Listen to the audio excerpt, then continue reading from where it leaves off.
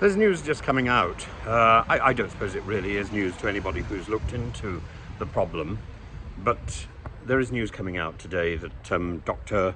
Ravi, who works in the same hospital as Lucy Letby, the lady involved with killing of all those babies, says that the system is stacked up against people who want to act as whistleblowers, ordinary people who see something wrong and it's not called out, and then it really is their duty, I think, to call it out and to make sure the system is better. That's what they're there for. That's what a whistleblower's job is, to make the system better.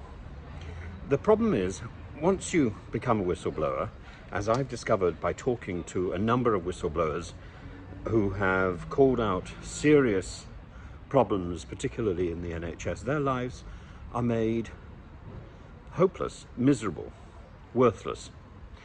I've talked to people who have spent the last 10, 15 years in some sort of limbo, not quite knowing what they can do, losing their job on a technicality, losing their agency, losing their mind, simply because they try to do the right thing.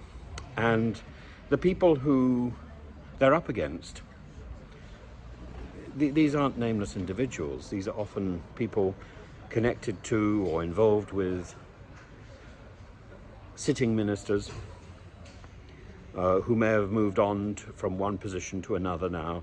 Some of them are extremely senior, and I suppose all of them are trying very hard to avoid taking responsibility for the things that have been called out. But in the end, the system has to improve, doesn't it? And if the system isn't going to improve internally, because it's not going to change itself, then we need the whistleblowers to call out what is wrong, don't we? I think the time is fast coming where we need to have ministerial protection for whistleblowers. We need to have more than just a few codes of practice. We need to have a dedicated support system for people who are brave enough to call out what is wrong, to call out abuse of power, to call out the bullying, the racism, homophobia, the aggression which seems to dominate these major overblown institutions riddled with bureaucracy like the NHS. Because if it's not done soon, not only will the NHS fail, and it's fast approaching that point, but the people who are trying to put it right will be so utterly wrecked.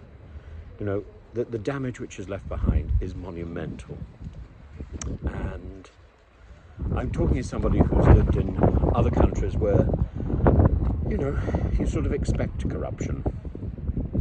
And here it is in the UK, as stridently, as firmly, as visibly as I've seen elsewhere. And the senior politicians, the senior administrators in our country are turning a blind eye, maybe because the finger of blame points at them too. We need to do something.